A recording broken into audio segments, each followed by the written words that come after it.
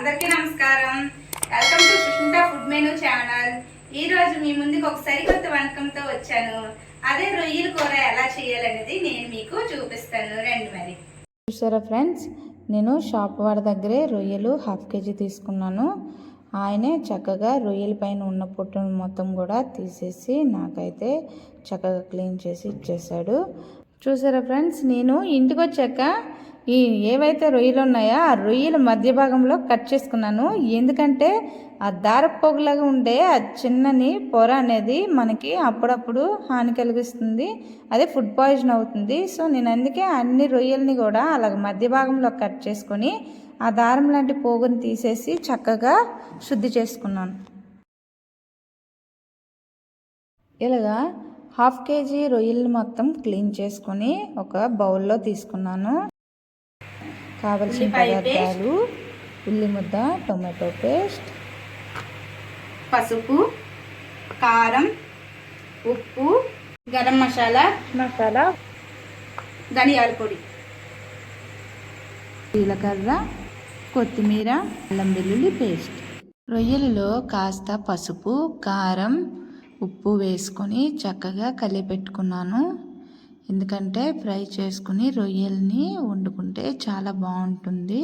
ఇలాగా మనం ఏవైతే కలుపుకున్నామో వాటిని ఆ రొయ్యలన్నింటినీ కూడా ఆయిల్లో వేసుకొని చక్కగా ఫ్రై చేసుకోవాలి. ఎక్కువ ఫ్రై కాకుండా నార్మల్గా ఫ్రై చేసుకోవాలి, ఎందుకంటే గ్రేవీ కర్రీ అప్పుడే చాలా బాగా వస్తుంది కాబట్టి. సో చూడండి, నేను ఈ విధంగా ఫ్రై చేసుకొని ఒక బౌల్లో పెట్టుకున్నాను.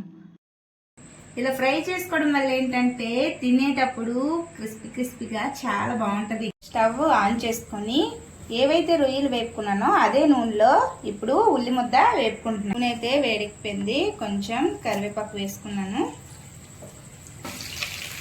కాస్త కరివేపాకు వేడెక్కాక జీలకర్ర యాడ్ చేసుకున్నాను. గ్రేవీ కోసం అవసరమైన ముందు ఉల్లిపాయలు వేసుకొని బాగా వేసుకోవాలి, గోల్డెన్ కలర్ వచ్చినంత వరకు.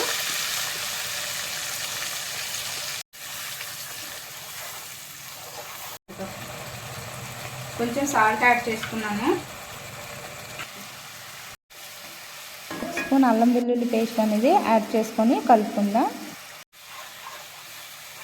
తర్వాత టమాటా ప్యూరీ యాడ్ చేసుకొని చక్కగా కలుపుకుందాం.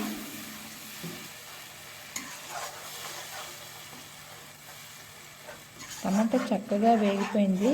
ఇందులో కొంచెం పసుపు 1 స్పూన్ యాడ్ చేసుకున్నాను.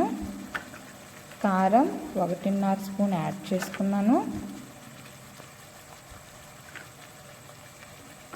తర్వాత సాల్ట్ 1 స్పూన్ యాడ్ చేసుకున్నాను. ధనియాల పొడి 1 స్పూన్.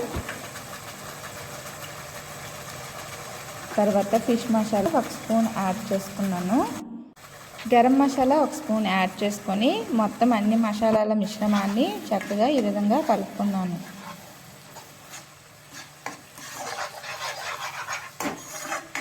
గ్రేవీ అనేది చక్కగా తయారవడం కోసం ఒక 5 నిమిషాలు అనేది మూత పెట్టుకొని ఉంచుకున్నాను. రొయ్యలు ఇగురు కూర అయ్యేలోపు మీకోసం ఒక మంచి సాంగ్ పాడతాను. చిట్టి గుమ్మ పదవే 2 రెక్కలు కట్టుకుందా, వెండి మబ్బు వడిలో ముద్దు ముచ్చటలాడుకుందా, చిరుగాలై కొండ కోణల్లో నా తేలి, చిరునవ్వై పూల గుండెల్లో నదాగలే, చిరుగాలై కొండ కోణల్లో నా తేలి, చిరునవ్వై పూల గుండెల్లో నదాగలి. చూసారా ఫ్రెండ్స్, మనం వేసుకున్న మసాలాలన్నీ కూడా చక్కగా దగ్గరికి బాగా వేగాయి.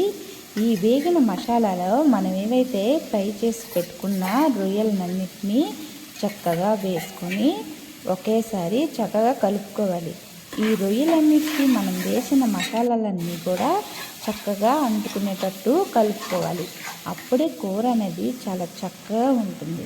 ఇలా కలిపిన రొయ్యలలో 1.5 గ్లాస్ వాటర్ అనేది యాడ్ చేసుకొని మరలా ఒకసారి చక్కగా కలుపుకోవాలి.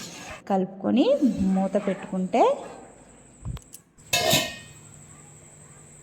ఒక 5 నిమిషాలు అనేది అలా మూత పెట్టుకోవాలి. చూసారా ఫ్రెండ్స్, నేను 5 నిమిషాల తర్వాత మూత అనేది తీసుకున్నాను. తీసుకునేటప్పటికి గ్రేవీ అనేది ఎంత బాగా తయారైందో, ఎంత కలర్ఫుల్గా వచ్చిందో, అన్ని మసాలాలు కూడా చక్కగా కలిసిపోయాయి. చూడండి, రొయ్యలు కూడా బాగా కుక్ అయ్యాయి, నీట్గా అంతా కూడా బాగా కుక్ అయిపోయాయి. చూడండి, మన గ్రేవీ రొయ్యల కూర అనేది చాలా చక్కగా తయారైపోయింది. చూడండి ఫ్రెండ్స్, బుడగలు అనేవి ఎంత చక్కగా పైకి వచ్చాయో. దాంట్లో కొంచెం కొత్తిమీర ఫ్లేవర్ కోసం యాడ్ చేసుకున్నాను. యాడ్ చేసుకొని ఒక్కసారి కలుపుకుంటున్నాను. కలిపిన తర్వాత చూడండి, వాసన అయితే అదిరిపోయింది. మీరు కూడా ఇలా ట్రై చేయండి ఫ్రెండ్స్. ఎంత బాగుందో చూడండి. మన రొయ్యల గ్రేవీ కర్రీ అనేది చాలా చక్కగా తయారైపోయింది.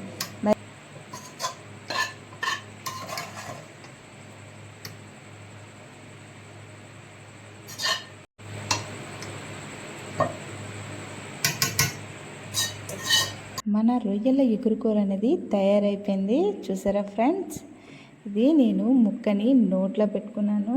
చాలా అంటే చాలా టేస్టీగా ఉంది. ఆహా,